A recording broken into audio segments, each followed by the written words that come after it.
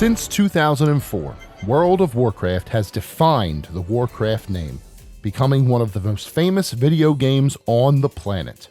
It's easy to forget, then, that this franchise started as a real-time strategy game before jumping into the MMO realm. Warcraft Arclight Rumble, the franchise's debut on mobile devices, is Blizzard's attempt to bring the Warcraft name back to those strategic roots. Here's everything you need to know.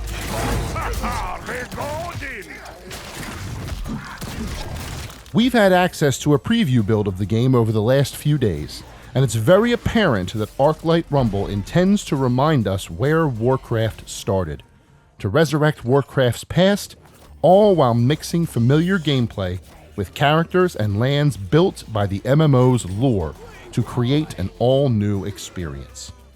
The premise of Warcraft Arclight Rumble sees coin-operated machines appearing in taverns throughout Warcraft's setting of Azeroth, where patrons can use miniature figurines of creatures and heroes to battle against one another in a simplified, real-time strategy game.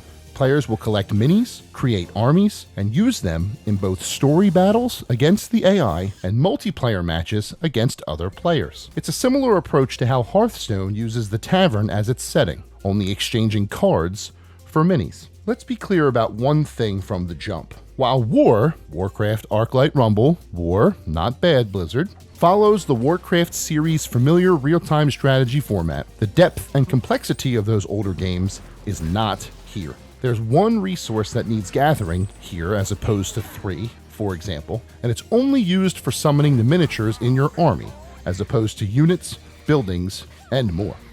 That said, War can serve as a very good primer for the bygone era of Warcraft's past, as the core gameplay feels a lot like an old-school RTS. The gameplay loop of War is easy to get a grip on.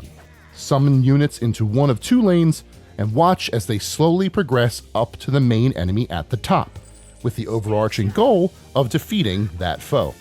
Outside of the occasional arrow appearing on maps that allows a unit to change lanes as it passes, each unit is fully autonomous once summoned. Units can only be summoned around your base, but smaller towers and summoning stones can be captured on some maps, allowing you to summon a unit further up on the board. Once units are summoned, they will travel until they reach an enemy unit or a boss. The enemy boss at the top of the screen will be summoning units as well, leading to small skirmishes happening all over the board as troops happen to meet each other in their lane.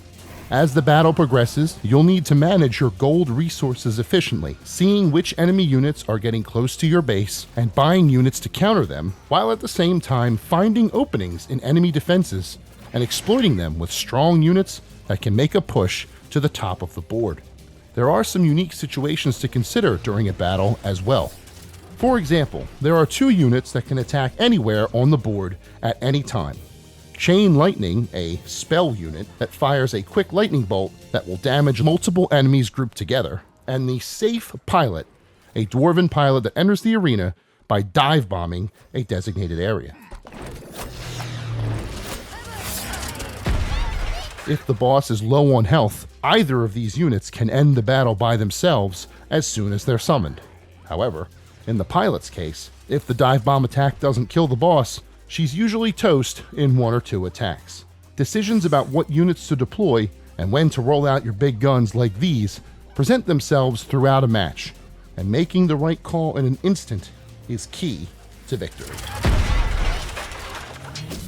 Missions are carried out on a giant world map, with each section of the map holding 5 battles within them. Winning all 5 battles in a region opens the next region, until eventually the entire map has been defeated. Each victory also earns you a skull, which acts as a running tally of how many missions you've beaten during your playthrough. As the tally rises, more ways to play are unlocked, including one-off quests where you select a unit to power up, fight a battle, and if you win, the unit gets an extra boost. Skulls also unlock PvP missions where you can battle against friends, and full-on raids where multiple players can gather together against the biggest and baddest enemies in the game.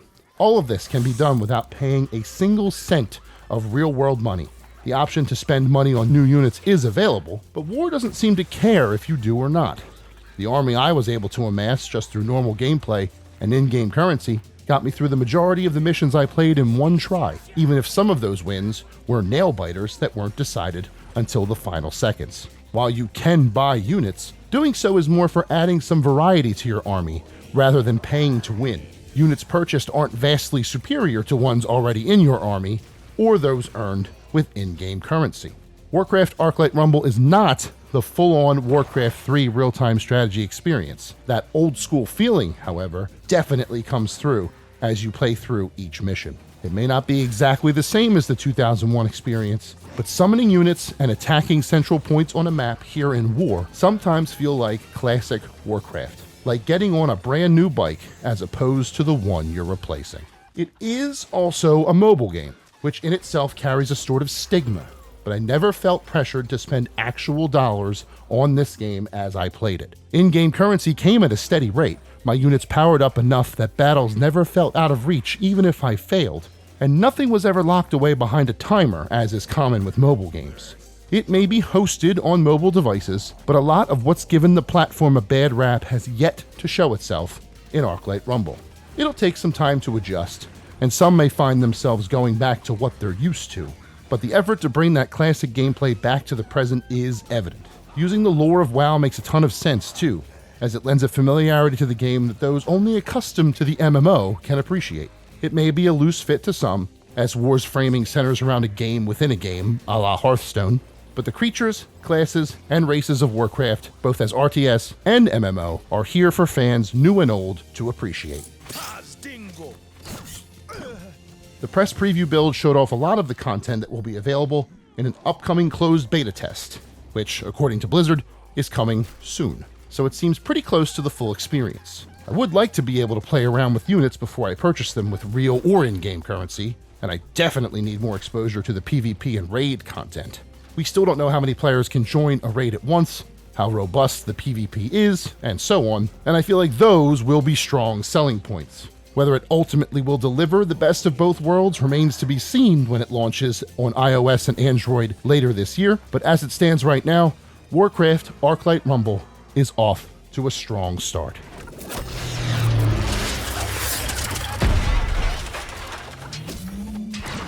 For more on Warcraft Arclight Rumble, as well as the latest on what's happening with regard to the ongoing legal action at Activision Blizzard, head over to GameSpot.com.